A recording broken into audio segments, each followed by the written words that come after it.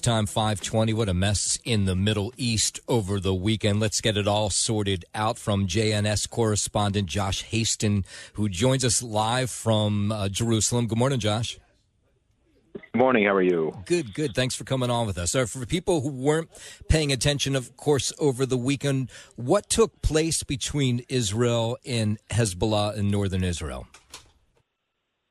Yeah, so very early Sunday morning, about 5 a.m., my phone started going crazy, notifying me that Hezbollah was launching many rockets, missiles, and drones at northern Israel. They launched over 200. It turns out that Israel took necessary measures and struck at Hezbollah rocket launcher sites in southern Lebanon as they were preparing a major strike targeting both northern Israel and central Israel.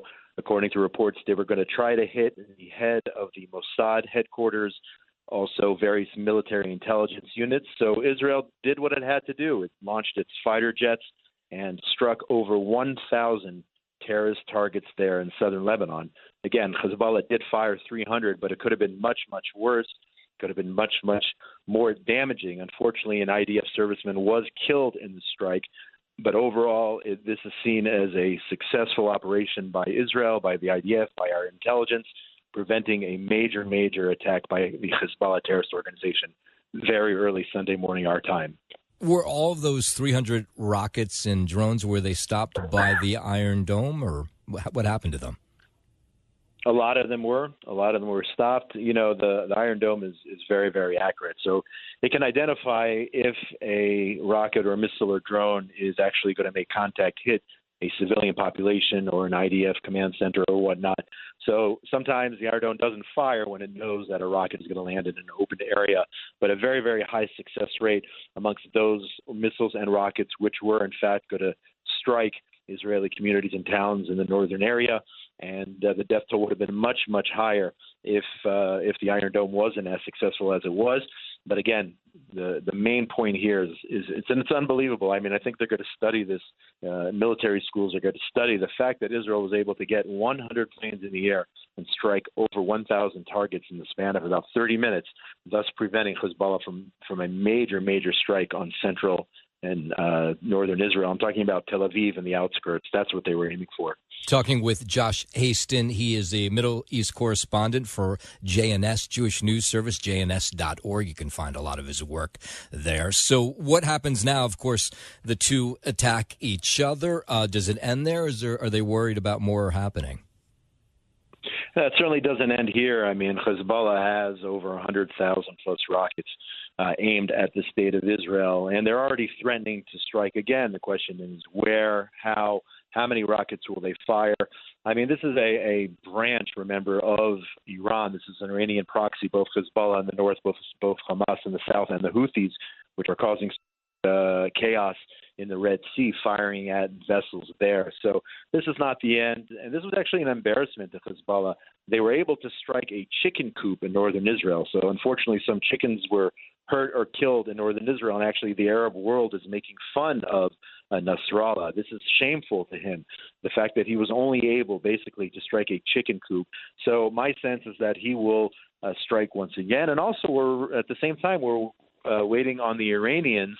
Hopefully not just waiting, sitting back and waiting, but Iran has pledged that they are going to strike Israel as a result of the death of the head of Hamas, Ismail Haniyeh. Israel still has not taken credit for that strike, but nevertheless, an Iranian attack could happen at any minute. We saw what Iran did back in April, where they launched 300-plus drones, missiles, and rockets at the state of Israel. And in that case, we were at a 99% success rate in terms of knocking those missiles down, also with the help of the Americans, the French, and even the Jordanians in that case. So we are waiting for the next round. We don't know when it will be, but the bad guys, the evil, they are threatening to strike Israel. And let's remember, the Houthis, by the way, when they shot at this Greek vessel, which is still burning. I saw images this morning. It's still on fire there. What were they doing when they were celebrating? They were chanting death to Israel, kill the Jews, death to America. So this is not just an issue that we're dealing with here in Israel and the Middle East. Their goal, they refer to Israel as the little Satan. They refer to the United States as the great Satan. Their goal is to destroy the Western way of life. We cannot let that happen. Israel's on the front lines preventing that each and every day. How long can this go on for? So now you're fighting Hezbollah in northern Israel. You're worried about this Iranian attack that could come at any time. And then, there's another war going on in Gaza. How long does the Israeli public stand for this? How long will they fight for this? When does this all go away?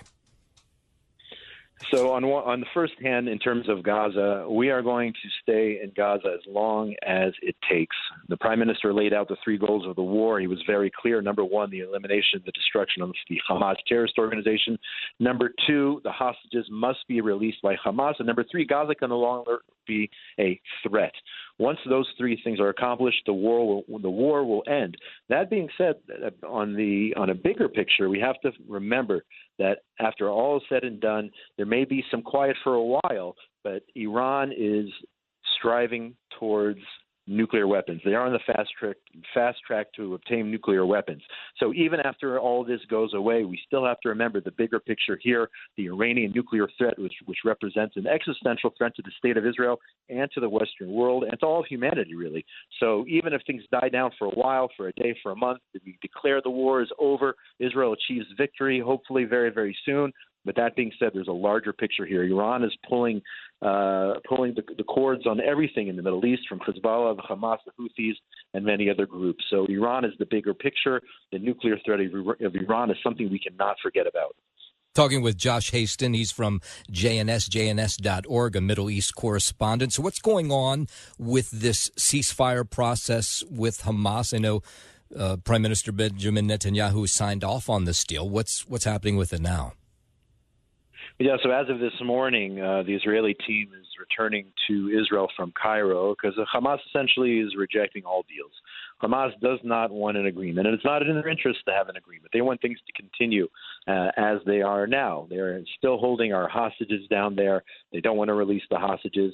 And Israel must maintain — this is Hamas's excuse for not accepting a deal — Israel must maintain a military presence on the key Philadelphia corridor. That is the land stretch about 9 miles wide separating Egypt from Gaza. And we've seen that over the years, Hamas has been importing weapons, missiles, rockets through those underground tunnels from Egypt.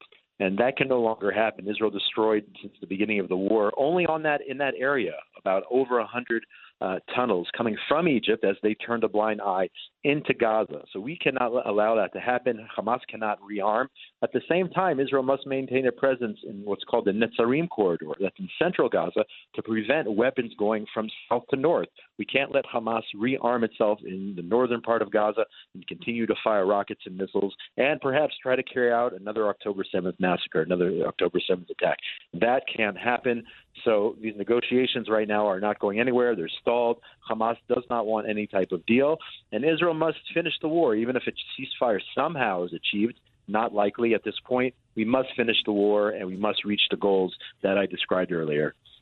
Josh Hasten, Middle East correspondent for jns.org. Thanks so much for joining us this morning.